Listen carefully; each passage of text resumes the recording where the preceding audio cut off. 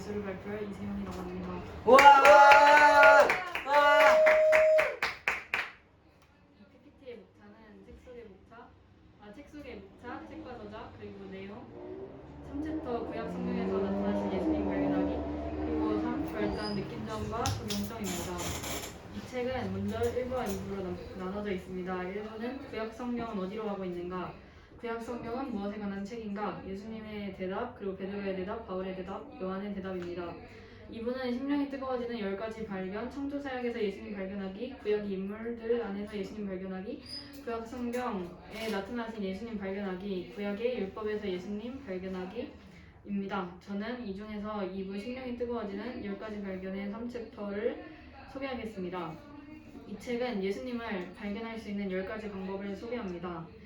독자 스스로 말씀을 통해 예수님을 발견하고 즐거워할 수 있는 방법과 단계별 원리와 본보기가 되는 기준을 제시합니다. 이 책의 일부는 저자의 엠마오 여정, 곧 구약 성경이 증언하는 그리스도를 발견해온 과정을 다루고 있습니다. 주님이 깨우쳐 주신 진리를 공유하고 어떻게 인내로 가르쳐 주셨는지를 알려줍니다. 2부는 구약 성경에 나타나신 예수님을 발견할 수 있는 10가지 방법에 초점을 맞춥니다. 이 책은 2부가 저자의 삶 속에서 나타난 예수님의 사역과 말씀에 대한 이해가 하나로 결합된 내용이라고 말합니다.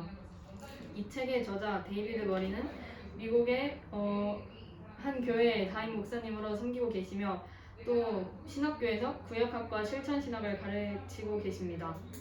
예수님은 베들레헴에서 태어나기 오래전부터 세상에 존재하며 활동하셨습니다. 예수님께서는 구약시대에 바쁘게 활동하시며 여러 모습으로 나타나셨습니다. 그 중에서 예수님은 주로 여호와의 사자와 여호와의 영광으로 나타나셨습니다. 여호와의 사자라는 말은 동물을 말하는 것이 아니라 전령, 그러니까 메시지를 전하는 사람을 의미합니다. 여호와의 사자가 예수님임을 증거하려면 그가 신성을 지녔는지 확인하면 됩니다. 여호와의 사자는 하나님의 권위를 주장했습니다. 또 그는 하나님처럼 말했고 자신을 가리키며 맹세했습니다. 여호와의 사자는 독특한 신성을 지녔습니다. 그는 때때로 여호와와 동일시되기도 했고 그분과 구별되기도 했습니다. 이 사실은 그가 신격 안에서 독특한 인격을 지닌 존재임을 보여줍니다. 여호와의 사자는 하나님의 속성을 나타냈습니다.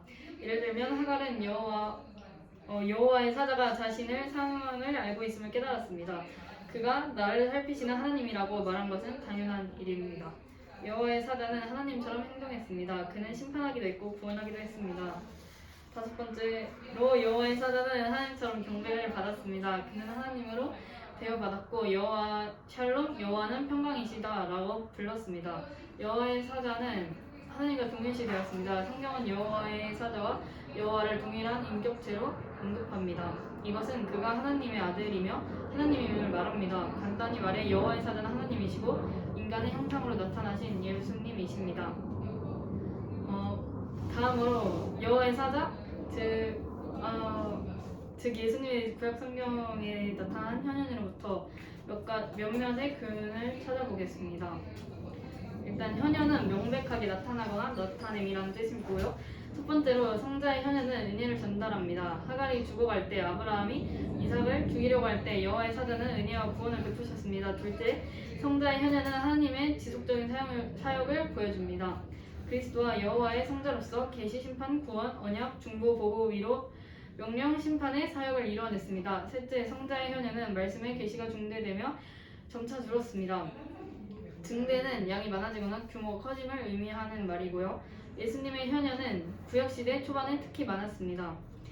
그 이유 중 하나는 말씀의 계시가 많아지면서 예수님을 통한 계시가 점점 줄었기 때문입니다. 그 말씀의 계시가 많아지면서 성육신 이전에 예수님을 통한 계시의 필요성이 커지고 예수님의 현현이 희귀해지자 하나님의 백성은 더 온전하고 더 오래 지속되는 성자의 계시를 간절히 고대하게 되었습니다. 넷째, 성자의 현현은 예수님을 위해 교회를 준비시켰습니다. 찰스 두르는 성자의 현현이 하나님의 백성 안에서 어떻게 사랑과 갈망을 불러일으켰는지에 대해 이처럼 설명했습니다. 연인들은 서로 떨어져 있는 것을 견디지 못합니다. 전화나 편지 같은 것들은 그냥 단지 더 같이 있고 싶다는 생각을 불러일으킬 뿐입니다. 구약시대에 이루어진 성자의 현현도 편지나 전화와 비슷합니다. 그것은 일시적이고 불완전하고 희미하기 때문에 성육신을 통한 하나님의 친밀하고 은혜롭고 변하지 않고 오래가는 현현을 갈망하는 마음을 부추깁니다. 다섯째, 성자의 현현은 구원 사역을 위해 그리스도를 준비시켰습니다. 현현은 그리스도에게 자신을 준비시키고 메시아로서의 사명을 미리 맛볼 수 있게 했습니다. 예수님께서는 여호와의 사자뿐 아니라 불과 영계의 형상, 즉 여호와의 영광으로도 나타나셨습니다. 그렇다면 예수님께서 여호와의 영광을 현현하신 사실이 우리에게 주는 교훈은 무엇일까요? 첫째, 성자께서는 인도하십니다. 모세는 여호와의 사자가 이스라엘의 백성 앞에 가시면서 낮에는 구름기둥으로 밤에는 불기둥으로 인도하실 것이라고 말했습니다. 둘째, 성자께서는 보호하십니다. 성경에서는 구름기둥과 불기둥 가운데 거하는 여호와의 사자가 이스라엘 백성의 뒤에서 보호하신다고 이야기합니다. 바울은 이 임재의 부름을 그리스도라고 밝히고 이 영적 임재가 이스라엘 백성에게 양식과 음료가 되었다고 얘기합니다. 셋째, 성자께서는 교제하십니다. 모세가 백성에게 언약의 피를 뿌렸을 때 예수님께서는 영광의 구름을 통해 자신을 나타내셨습니다. 넷째, 성자께서는 말씀하십니다. 예수님께서는 영광의 구름으로 성막에 임하셔서 모세와 대면하여 말씀하셨습니다. 예수님께서는 다섯째, 성자께서는 긍휼히 여기십니다. 예수님의 현현은 여호와의 임하심 곧 우리의 연약함과 동정하시는 하나님의 임하십니다. 여섯째, 성자께서는 명령하십니다. 여호와의 영광이 나타났을 때 율법이 주어졌습니다. 일곱째, 아비를 예고하십니다. 영광의 구름이 때로 성막을 가득 채운 형상은 예수님께서 장차 육신을 입으시고 우리 가운데 거하실 때를 예고합니다. 여덟째, 성자께서는 계시하십니다. 모세가 주의 영광을 보이소서라고 기도하자 예수님께서는 구름 가운데 강림하사 그와 함께 거기 서서 여호와의 이름을 선포하셨습니다. 저는 이 책을 읽으며 성경을 읽을 때 메시아 즉 예수 그리스도는 어떤 분이실까를 기억하며 읽어야겠다고 생각했습니다. 또 전에 얘기한 것처럼 예수님의 현현은 구약 초반에 많이 나오니까 창세기나 출애굽기 같은 구약 초반을 읽으시는 분들께 예수님의 현현을 생각하며 읽는 것을 추천드리고 싶습니다.